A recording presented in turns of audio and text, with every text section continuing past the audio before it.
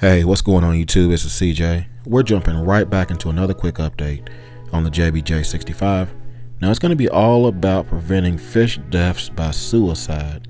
That's right, you know, those dried up fish potato chips behind the tank on the carpet, those homies that decided to take themselves out by jumping from the tank. So my solution is going to be to add a lid to the JBJ. Now this is the Pisces EXO Lid by Clearview lids. Now make sure if you decide to go this route that you do not peel off this protective coating, just in case the lid doesn't fit. So that way you can actually repackage it and ship it back to them, because that's exactly what I had to do. I literally mismeasured the lid by 1/8 of an inch, guys. 1/8 of an inch.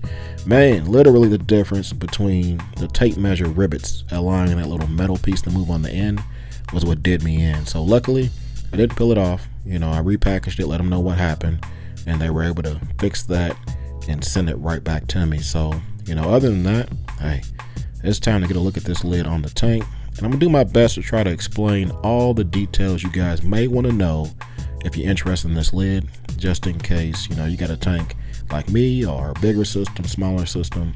It doesn't matter, because they make these to size, they custom fit them per your measurements. Now I do want to make sure I mention, you know, there are different ways of covering your tank.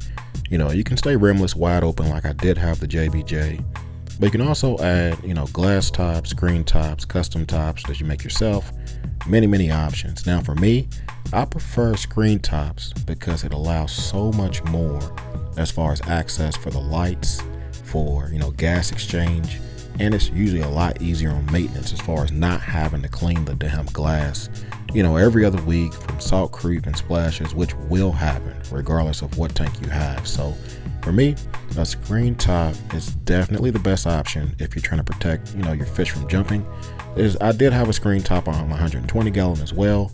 So just kind of food for thought for those wondering, hey, do I need a top, or if I want to use a top, which one may be best? For me, screen top is definitely the way you want to go. Now for those that are familiar with my channel, if you follow my builds, you guys are well aware I've built multiple, you know, do-it-yourself screen tops, either using the BRS kit or, you know, going to Home Depot and rigging my own system up, and they worked well for the most part. But the only thing I could not do was get a good solution that did not require hanging some kind of clips on the tank or something to allow the lid to set inside the frame of the tank. So I will tell you this, when I put this thing on, I was like, man, this is going to work out well, because it's not really sticking up at all, to be honest.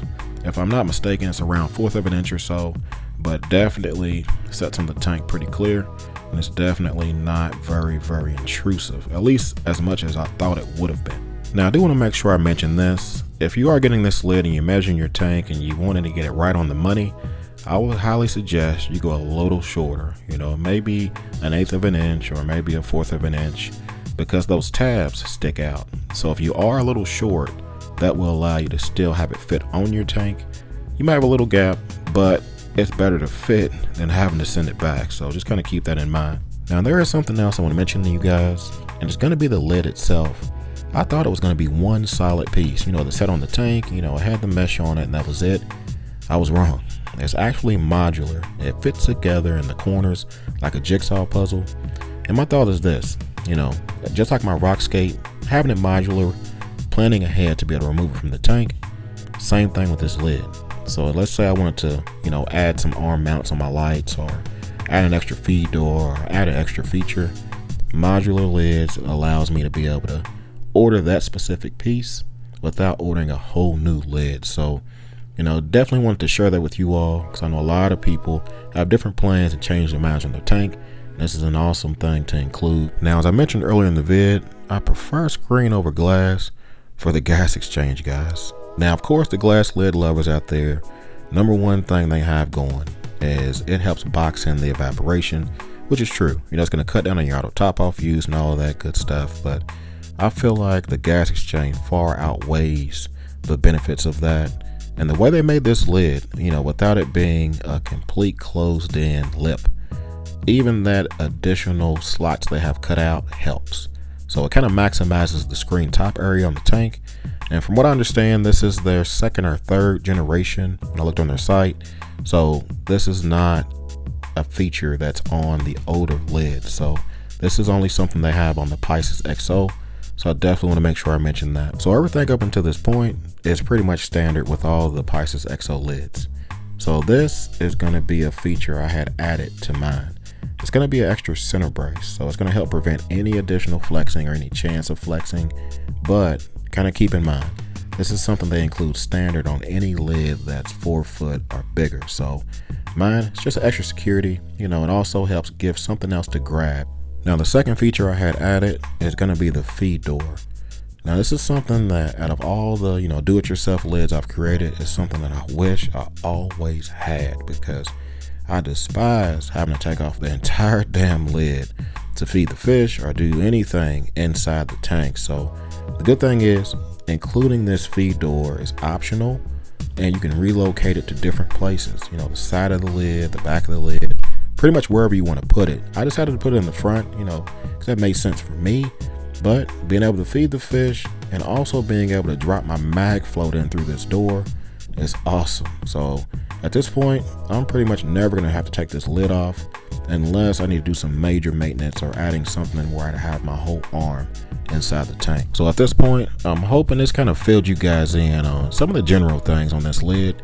The goal is, if someone's searching Google or YouTube and just really want to know if this lid fits the tank, or what features it has, or just wanted to see it in person, hey, hopefully this video will get the job done for you. For me, this lid is gonna be awesome and giving me peace of mind. You guys know my future stocking plans are gonna be very RAS heavy on this JBJ, and I don't want any risk of an expensive fish jumping out and hitting the floor. So on top of that, it doesn't look bad.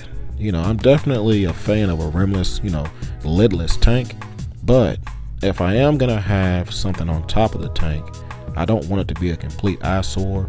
And considering all of the high-end equipment and the theme of this tank being so clean, as far as being functional, I think this lid is definitely gonna get the job done. So hey, for those wondering, CJ, why you got a lid with no fish? Don't worry, because the cycle has finished, guys. That's right. We are done cycling the JBJ, and this lid's right on time because I'm about to start stocking the system again. So hey, JBJ is back in action. We're going to shift from neutral and start moving forward with the build. So hopefully you guys stay tuned, and if you're new to my channel, definitely hit that subscribe button, because you don't want to miss the next update on the JBJ. So as always, hey, you guys can like, comment, subscribe. You guys keep doing what y'all do. Y'all be easy and happy reefing. Peace.